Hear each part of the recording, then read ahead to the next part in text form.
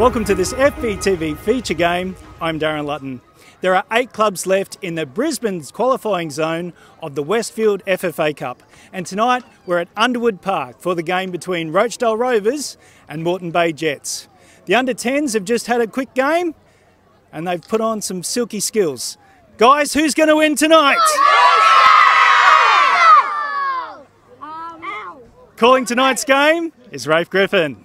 Thanks very much, Darren. And here's the kids in action prior to the start of the main game. They all look to be enjoying it out there in front of the big park at Underwood Park. And there's Rochedale coach Scott McNichol just pacing around prior to the start of the match. Here's how the two teams line up for this round 6 Westfield FFA Cup match. Rochedale and Moreton Bay both looking to bounce back from weekend losses in their respective leagues. Referee for this one is Matt Skinner, assisted by Trent Sleeman and Jake Beath, and it's the two Scots, the captains out there. Sargent for Rochedale and Stewart for Moreton Bay for the coin toss. And it's Moreton Bay that get us underway in this round 6 match. The winner will be one step away from the final 32. Here's Lewis Cameron, tug of the shirt there by Kelly. Referee was playing advantage and he'll bring it back for the free kick just outside the box here. So free kick to Rochedale early on, put into towards the box, defended away there by Mitchell, it looked like, for the Jets. Now Janowski allowed a bit of room to move in here.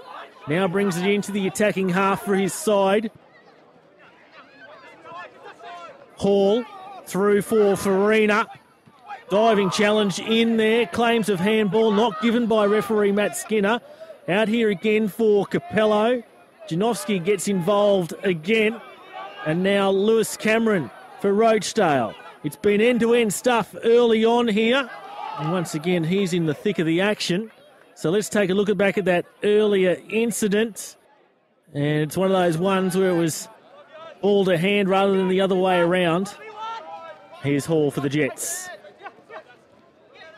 Played back for Janowski. Sends the ball in Capello's direction. Takes it first time and just skews that one wide. Not a bad effort there from Matt Capello on the half volley almost. Ball played in by Janowski and he decides to take it first time. Did Matt Capello. Now Rochedale. Turn over territory or possession to Hall. Poked on here as Cumineo advances off his line. Farina with the turn, puts it into the back of an open net. And Moreton Bay have scored the opening goal here through Jordan Farina. So Farina played in, able to get in behind the last defender. Cumineo's forced to come deep off his line. Good turn there from Farina. Has an open net to shoot into, is accurate. And the Jets have a 1-0 lead. Throw-in comes in towards Byrne. Hassled there by Sargent, and Rochedale now come away with possession. And save there from Atkins. On here for Cheshire. Atkins just rolls the ball out for his own advantage. Sends it towards the halfway line. Janowski couldn't retain possession. And Atkins out of position. And a speculative shot there from Rochedale Rovers. Was it Scott Sargent? No, it was Paul Mooney. Doesn't mind having a shot from downtown. And the guile there just to spot the keeper out of position. So that corner defended by the Jets. Farina. Up the right wing here. The two number 2s will go at it. Kelly comes away with it for the Jets against Davis. Cumineo off his line. Did enough to reduce the angle there from Reece Kelly, who sends that shot wide. Hands on head. Atkins with his goal kick over the halfway line. Hall forced to recover there is Grant. Cumineo spills it, stays alive here for Hall. And a goal kick the result. He's looking for some sort of free kick. In fact, both players, Brandon Cumineo, the keeper, and Jackson Hall. Let's see if we can pick it up on the replay. Well, I think Cumineo was trying to go for the ball, and then at the end of it, Jackson Hall was off-footed. So Mooney with this free kick for Rochedale. In towards the 6-yard box, collected there by Atkins in front of Sargent and Grant.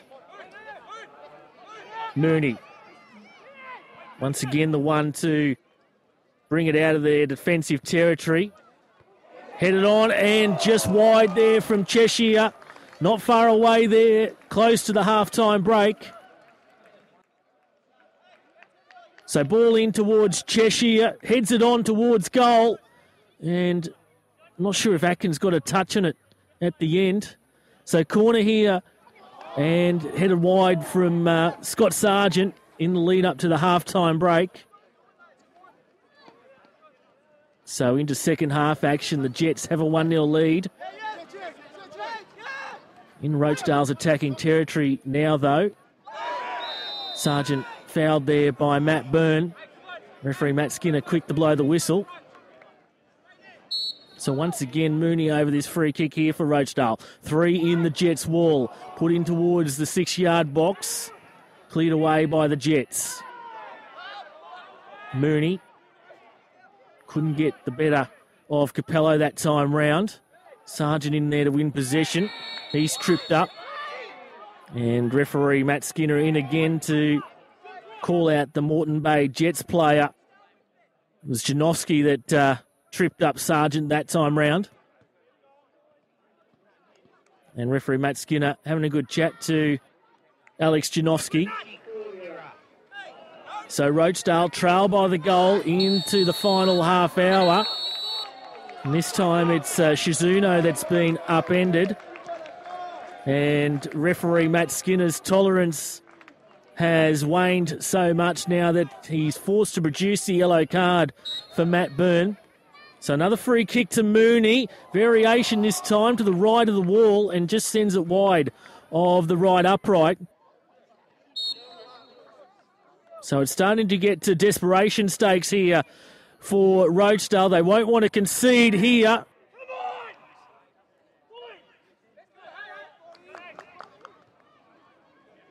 Seem to be saying this a lot, but yet another free kick here to Mooney. In towards the back post. Chasing it now is Howell. He puts it back in towards the box, punched away by Atkins. Now Ishikura sends it long. Who's he picked out up front there? It's Jacob Fullick. And headed back there by Howell. Sargent runs into 2 defenders. Grant. Claims of handball, not given by either the assistant or the referee that time round. Let's see if we can take another look at that. Farina sticks out the foot. Hard to tell from that angle whether there was any contact with the arm. So Rochedale, once again, deep in attacking territory here as Grant plays it through. And they'll have a corner here, Rochedale. Just over 3 minutes remaining. In comes the corner, in towards the near post, and Greg Cheshire has poked it away here for an equaliser to Rochedale. And there's celebrations all round. And with just under 3 minutes of normal time remaining, Rochedale have brought this back to level pegging. The corner's played in. It drifts past Wilson. Cheshire's on hand from about 4 yards out. Puts it past Ryan Atkins. And Rochedale back to 1-1 here. We'll get a good angle on it from our in-goal replay. Greg Cheshire, the turn, and pokes it into the back of the net. So there's life here for Rochedale. Now into stoppage time. Possession will be critical for both these sides. Can they avoid extra time? Sargent on here for Grant. Just props his run. Back foots it. Another ball into the box. Headed on and good save by Atkins against the shot there from Nick Wilson. Fancy footwork there from Grant in the lead-up. Looked like it was Fakeney who got the cross in. Wilson heads on. Reflex save by Atkins. And that saves the day. You can sense Rochedale just hands to head there, thinking what might have been. Rochedale appealing for the corner this time round. And they will get it. So corner played in towards the 6-yard box. Defended away by the Jets. And they do so once more. One there by the Rovers. Davis just holds it up. Has a moment to work with the ball. Jets defence needs to be desperate and accurate at the moment. Quick ball through. Again, it's here for Rochedale. Davis. 3rd minute of stoppage time. Davis launches the shot himself, spilt by Atkins, and Greg Cheshire has won the match here, it looks like, for Rochedale, and there's scenes all around Underwood Park. Well, 2 goals here in the last 6 minutes of play. Phil Davis puts the ball in. Atkins, he can't hold on to it. Straight into the path of Cheshire, who's on hand to put it away. And you can just see the relief boiling over here and relieving itself at Underwood Park. It looks like that Rochedale will be going through to round 7. Matt Skinner dishes out the yellow card for taking the shirt off for Greg Cheshire, but I'm sure he won't care. They'll just play it in the corner here. Cheshire being assisted by Grant. Rochedale have the throw in. Matt Skinner checks the watch once more. Can't be too much time left here. It'll need to be a miracle here for Moreton Bay to try and force this one into extra time. Now free kick to Rochedale. You can see everyone, Rochedale supporters, calling for the full-time whistle as we tick over into 5 minutes of stoppage time. Rochedale obviously in no hurry to take this free kick. Eventually it's taken. Another check of the watch from Matt Skinner. He blows the full-time whistle. Well, there's been some famous victories in the times here at Underwood Park, and this could well be the best of them. Rochedale, through Greg Cheshire, 2 late goals, will go through to round 7 to meet Redlands. Bad luck tonight, Adam. What were your thoughts on the game? Oh, it was always going to be a tough game. You know, we've come in here travelling from Cairns, and we knew we would probably have to win the game in the first 70 minutes. And to be fair, after our goal, we probably had a couple of decent chances to score, and we didn't take them. You know, that's been the story of our season thus far. But credit to Rochedale. You know, they continue to fight, and you know their delivery from wide areas was good tonight. We defended that well for the majority of the game. You know, and I think it was their worst set piece that we conceded from because it's loss of concentration. But you know, as you can probably see, that last 20 minutes we're out on our feet. So credit to Rochedale for keep fighting, and I wish them luck in the tournament. Just on that, the first half hour of the game, you had some gilt-edged chances here. You think that's where the game was lost? Yeah, that's our season for you in a nutshell at the moment. You know, so but we can't sit here whinging about it. You know, we got to fix it. We got to work harder. You know, to make it right because there's some good footballers there. You know, and at the moment it's not falling for us. So we'll be back there on Thursday working hard, and you know we got another trip to Townsville on Saturday, so it doesn't get any easier. You know, so. The boys are knackered there, so but we'll do our best to get them back up for Saturday. When you look back on the game, do you think in the second half you were perhaps a little too conservative with your approach? Yeah, obviously we were, but you know I thought that we could sit in, and to be fair, apart from the last 10 minutes, they didn't really force a save from Ryan. You know, the last 15 minutes, and they come at us. You know, and we had chances on the counter if we made the right decisions, but you know with the tiredness and poor decision making of our players, you know, it just didn't fall for us. Scott, you must be feeling pretty excited right now. Yeah, no, it's good. There's a good buzz in the change room. The boys were feeling good now, so we had a good crowd here tonight, and I thought the game was excellent. I thought we were really good.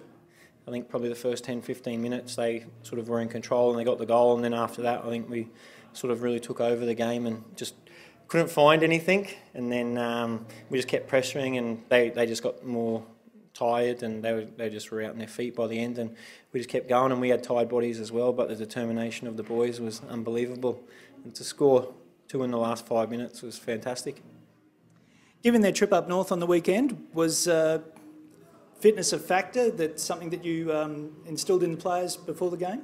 I don't know. You'd have to ask them how they feel. It probably would be, with the flying, but I think that we're just quite a fit team as well. We seem to come over the top of teams in most games that we play. Even the first game when we played Lions, we got stronger as the game went on, and we've just instilled that in the boys throughout the season. They've got a good fitness base in them, and we just get stronger. So it's just the starts. Our starts have hurt us a little bit, so I don't know. I might have to change the warm-up a little bit, but no, it's good, So we're 1 game away now. I've been there before at Power when Mooney and I were coaching, and we got knocked out at home to Olympic.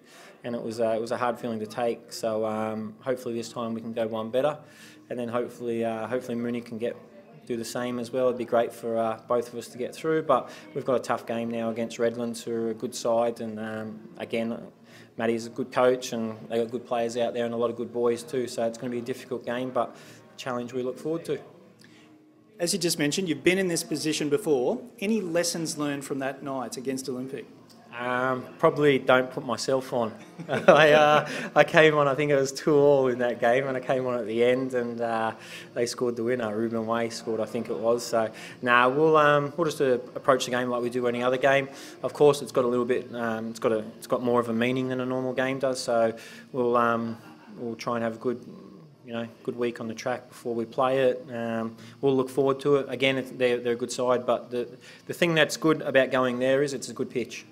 And we play good football, and I think that showed again tonight. So I think that the pitch will help us down there, and the pitch will help them. So one we look forward to, and hopefully we get a good crowd down there. And again, it's the old BPL versus MPL thing. I think that everyone loves as well, to sort of beat up a bit. So we'll see how we go. But both teams have got nothing to lose, I suppose. So we'll go for it, and I'm sure they will. And we'll have a bit of a chat with the boys down there. So it'll be one we look forward to.